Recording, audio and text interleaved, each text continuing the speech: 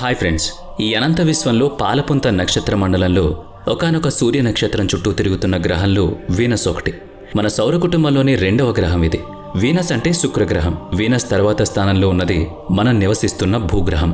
సూర్యుని నుంచి ఉన్న దూరాన్ని బట్టి లెక్కేస్తే మన సౌర కుటుంబంలో మొత్తం 8 గ్రహాలున్నాయి. అవి బుధుడు అనగా మెర్క్యూరీ, శుక్రుడు అనగా వీనస్, భూమి అనగా ఎర్త్, అంగారకుడు అనగా కుజగ్రహం అనగా మంగళగ్రహం, Mars, Jupiter, Saturn, Uranus, Neptune గ్రహాలు. భూమి నుంచి శుక్రగ్రహాన్ని వేకువజామున సంధ్యవేళ చూడొచ్చని ఖగోళ శాస్త్రం చెప్తోంది. వేగుచుక్క, రేచుక్క అని మనం పిలుచుకునేది శుక్రగ్రహాన్ని. భారతీయ పురాణాల ప్రకారం శుక్రుడు రాక్షసుల గురువు. గ్రీకు పురాణాల ప్రకారం వీనస్ సౌందర్యాది దేవత. Black is beautiful, it's Venus అని కవులు సైతం వర్ణించారు. వీనస్ ఒకనాడు భూమి మాదిరే ఉండేది, నివాస యోగ్యత కలిగి ఉండేది. అయితే ఇప్పుడది తన వాతావరణాన్ని కోల్పోయింది. భూమి, శుక్రగ్రహాల్ని సోదర గ్రహాలుగానే భావించేవారు. రెండూ దాదాపుగా ఒక్కలాగే ఉండేవి. పరిమాణం, ఆకారం ఒకేలా ఉండేవి. ఇప్పుడు భూమిని ఆవాస గ్రహంగా పేర్కొంటున్నాం కదా, అలాంటి అర్హతలన్నీ శుక్రగ్రహానికి ఉండేవి. నీళ్లు, ఆహ్లాదకర వాతావరణం ఉండేది. మరి జీవం కూడా ఉండేదేమో మనకు తెలియదు. జీవావరణం అంటూ ఉన్నప్పుడు ఏదో ఒక దశ వరకు పరిణామం చెందిన జీవం ఉండే ఉండొచ్చు. స్వర్గంలో ఉండే ఆ గ్రహం నేడు నరకంగా మారింది.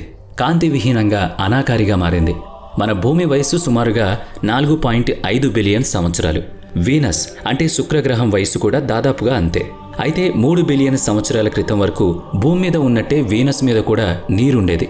విశాలమైన సముద్రాలు ఉండేవి. చక్కని వాతావరణం ఉండేది. ఒకవేళ జీవం అంటూ ఉండుంటే హాయిగా మనుగడ సాగించేది. అందుకు తగిన జీవావరణం ఉండేది. అయితే ఇప్పుడు మనకు తెలిసిన వీనస్ ముఖచిత్రం వేరు. నేడు నరకానికి చిరునామాగా మారిందది.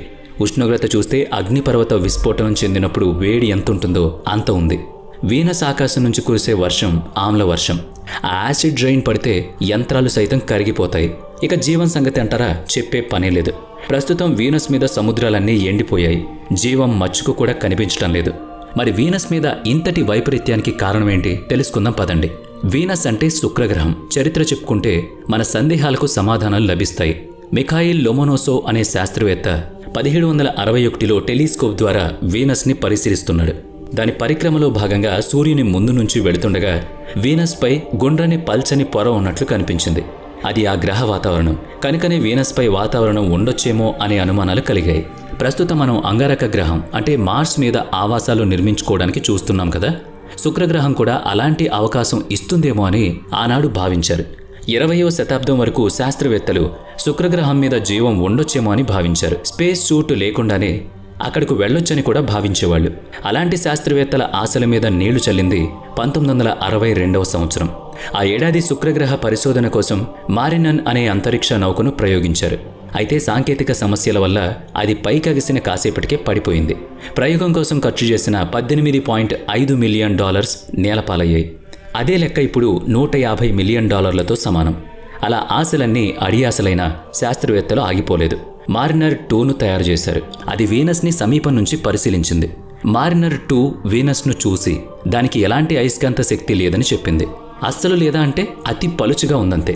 అది వీనస్ని సోలార్ విండ్స్ నుంచి రక్షించలేదు. భూ అయస్కాంత క్షేత్రం ప్రభావం భూ వాతావరణాన్ని దాటి అంతరిక్షంలో 13.5 లక్షల కిలోమీటర్ల వరకు విస్తరించి ఉండడం మూలంగా అది భూమిని సౌరపవనాల ప్రమాదకరమైన వేడి నుంచి రక్షిస్తోంది. అలా చూస్తే వీనస్ మీద అయస్కాంత క్షేత్రం భూమి యొక్క అయస్కాంత క్షేత్రంలో 0.0015% అంటే అసలేమాత్రం లెక్కలుంది కాదు. కనుకనే వీనస్ అనుక్షణం బలమైన రేడియేషన్ తాకిడికి గురవుతూ ఉంటుంది. లక్షల కోట్ల అణుబాంబులు నిత్యం అక్కడ పేలుతున్నట్లే ఉంటుంది. అంటే వాతావరణం లేదని అర్థం. మారినర్ 2 వీనస్కి సమీపంగా పోయి చూసింది, కానీ వీనస్ గ్రహం మీద ఏముందో చూడలేకపోయింది. వీనస్ దట్టమైన మేఘాలతో, మందమైన వాతావరణంతో ఉందని మారినర్ 2 గుర్తించింది. అది భూ వాతావరణం కంటే 100 రెట్లు ఎక్కువని. ఏ ఇతర సౌర కుటుంబ వస్తువు మీద ఇలాంటి దట్టమైన వాతావరణం లేదని గుర్తించారు.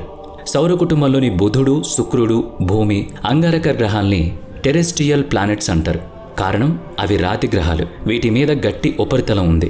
మిగిలిన 4 బృహస్పతి, శని, వరుణ, ఇంద్రగ్రహాలు వాయుగ్రహాలు. వీటికి ఎలాంటి గట్టి ఉపరితలం లేదు కనుక ఈ గ్రహాలపై దిగడం కుదరదు. వీనస్ మీద దట్టమైన వాతావరణం ఉండడంతో దానిలోకి తొంగి చూడ్డానికి వీల్లేదు. ఉన్న మార్గం వల్ల దాని వాతావరణంలోకి ప్రవేశించి గ్రహం మీద అడుగు పెట్టాలి. కనుకనే సోవియట్ యూనియన్ వీనస్ మీదకి స్పేస్ క్రాఫ్ట్లను పంపించింది. అవి ఎన్నో ప్రోబ్స్ను వీనస్ మీద వదిలిపెట్టాయి. మరి వీనస్ మీద అత్యధిక ఉష్ణోగ్రతలు ఉన్నాయని చెప్పుకున్నాం కదా, అవి వేటినైనా కరిగించేస్తాయి.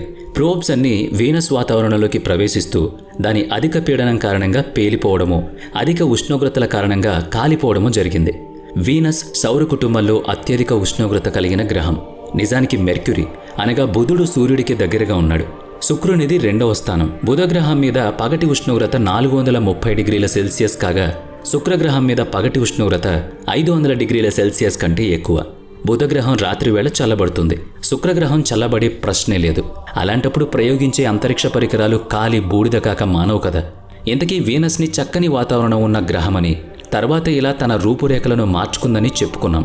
ఇందుకు దారితీసిన ఆ ఖగోళ భౌతిక కారణాలు ఏమై ఉంటాయో మీరేమన్నా ఊహించగలరేమో ప్రయత్నం చేయండి. ఇందుకు 2 కారణాలున్నాయి. వీనస్ని ఇంత వేడిగా మార్చిన దాని మీద వాతావరణం. కార్బన్ డైఆక్సైడ్లు. వాతావరణం అంటారా, చాలా దట్టంగా ఉంది. సూర్యుని నుంచి వచ్చే వేడి గాలులు ఆ వాతావరణాన్ని గ్రహిస్తూ ఉన్నాయి. ప్రతిఫలంగా గ్రీన్ హౌస్ ఎఫెక్ట్ ఏర్పడుతుంది. అది వీనస్ని వేడిగా ఉంచుతుంది. సోలార్ రేడియేషన్ని వాతావరణం బంధించినప్పుడు గ్రహ వాతావరణం వేడికిపోతుంది. ఈ వాతావరణాన్ని హరిత గృహ ప్రభావం లేదా గ్రీన్ హౌస్ ఎఫెక్ట్ అంటారు. కొంచెం వివరంగా చెప్పుకుందాం. వాతావరణంలోని వాయువుల గుండా ప్రవేశించిన సూర్యుడి కాంతి కారణంగా వేడెక్కిన భూ ఉపరితలం విడుదల చేసే పరావర్తన ఉష్ణాన్ని వాతావరణంలోనే బంధించి వేస్తున్న వాతావరణం కారణంగా భూమి వేడెక్కడమే గ్రీన్ హౌస్ ఎఫెక్ట్. వీనస్ మీద అలాంటి వాతావరణమే ఉంది. ఇక బొగ్గు పులుసు వాయువు సంగతి చూద్దాం. గ్లోబల్ వార్మింగ్ ఎక్కువ కావడానికి కారణం ఈ కార్బన్ డైఆక్సైడ్. భూమి మీద CO2 0.04% ఉంది.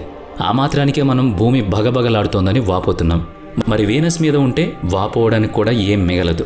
అక్కడ 96.5% కార్బన్ డైఆక్సైడ్ ఉంది. అంటే గ్రహం నిండా ఉన్నది బొగ్గు పులుసు వాయువు మాత్రమే. ఇక ప్రాణవాయువుకు చోటెక్కడిది? వీనస్ విషయంలో స్పష్టత వచ్చింది కదా, అది లోపల కొత్తలాడిపోతుందన్నమాట.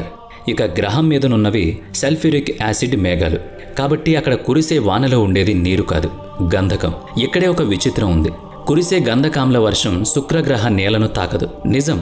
500 డిగ్రీల సెల్సియస్కు మించిన ఉష్ణోగ్రత ఉన్న వాతావరణంలోకి కురుస్తున్న సల్ఫ్యూరిక్ యాసిడ్ వర్షం నేలను తాక్కుండానే ఆవిరైపోతుంది. ఇది వీనస్ మీద భౌగోళిక విచిత్రం. మొత్తానికి వీనస్ రాత్రి పగలు తేడా లేకుండా మండే కొలిమిలాగా మారిపోయిందన్నమాట. వీనస్ పరిమాణం భూమి మాదిరిగానే ఉంటుంది.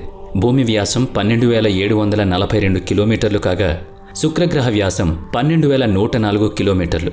కనుకే రెండిటి గ్రావిటీ దాదాపు సమానం. వీనస్ గురుత్వాకర్షణ శక్తి భూగురుత్వాకర్షణ శక్తిలో 91% ఉంటుంది. అంటే భూమి మీద 100 కిలోల బరువు ఉన్న మనిషి శుక్రగ్రహం మీద 91 కిలోల బరువు ఉంటాడు. ఇది చాలా తక్కువ వ్యత్యాసమే. ఇక శుక్రగ్రహ గమనం సంగతి చూస్తే అది సవ్య దిశలో తిరుగుతుంది. అంటే గడియారం ముళ్ళు తిరిగే దిశ అని అర్థం, అనగా క్లాక్ వైజ్ డైరెక్షన్.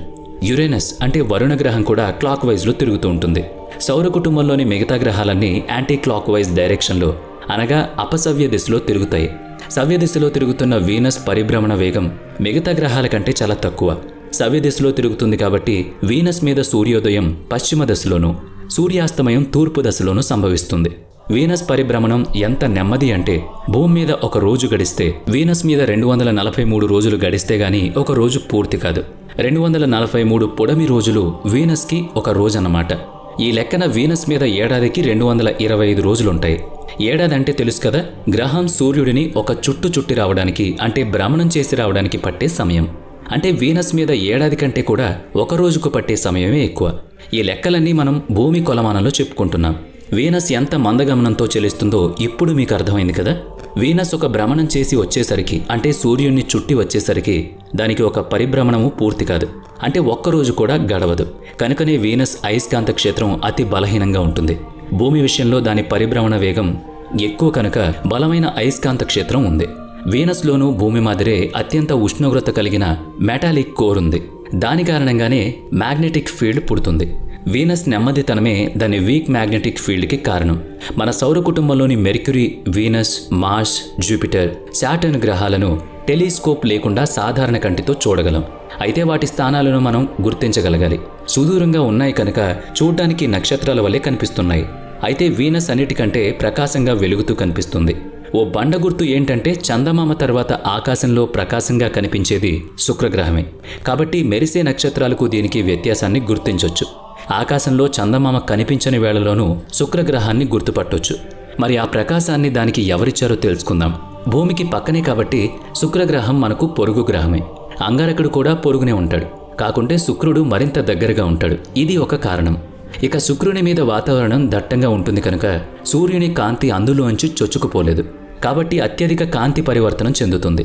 ఎక్కువ మోతాదులో లైట్ రిఫ్లెక్షన్ అవుతుంది కనుక గ్రహం చాలా ప్రకాశవంతంగా అనిపిస్తుంది. ఈ కాంతి పరావర్తనం 70% వరకు ఉంటుందని అంచనా. అంటే 30% సూర్యకాంతి మాత్రమే శుక్రుని నేలను తాకుతుందన్నమాట. అంటే సూర్యునికి చేరువుగా ఉన్నా కూడా ఆ తర్వాత ఉన్న భూమి కంటే తక్కువగా సూర్యుని కాంతి శుక్రుని మీద ప్రసరిస్తుంది. అయితే వీనస్ ఇంత వేడిగా ఉండడానికి కారణం దాని మీదున్న అగ్నిపర్వతాలు. సౌర కుటుంబంలో ఎక్కువ అగ్నిపర్వతాలున్న గ్రహం వీనస్. వీటి సంఖ్య 80,000 కంటే ఎక్కువని పరిశోధనలు చెప్తున్నాయి. వీటిలో 1600 అగ్నిపర్వతాల గురించి మాత్రమే మనకు తెలుసు. సరే, ఇంతకీ భూమి లాంటి ఆహ్లాదం కలిగిన ఒకనాటి పరిస్థితి కాలాంతరంలో ఎలా మాయమైందన్నది తెలియాలి కదా. ఇందుకు సంబంధించి పలు సిద్ధాంతాలున్నప్పటికీ ఎక్కువ మంది చెప్పేది ఒకటి ఉంది. అదే కొలైజన్ థియరీ. నేటికి 3 బిలియన్ సంవత్సరాల క్రితం ఏదో జరిగిందని అనుకున్నాం కదా, అదే ఇది. అప్పుడు వీనస్ అంత పరిమాణం కలిగిన ఒక ఖగోళ వస్తువు వీనస్ని ఢీకొంది. దాని తాకిడి ఫలితంగా అపసవ్య దిశలో తిరుగుతున్న వీనస్ సవ్య దశలో తిరగడం ఆరంభించింది. నాటి నుంచి అందమైన స్వర్గం వంటి శుక్రగ్రహం నరకప్రాయంగా మారింది. ఇంతకీ వీనస్ని ఢీకొన్న ఖగోళ వస్తువు ఏదన్నది అప్పుడు తెలియలేదు. అది ఎటు వెళ్ళింది? సౌర కుటుంబం దాటైతే పోయేది లేదనుకుంటే మరి ముక్కలైన సకలాలుగా మారితే అవైనా కనిపించాలి కదా. అయితే వాటి జాడ లేదు.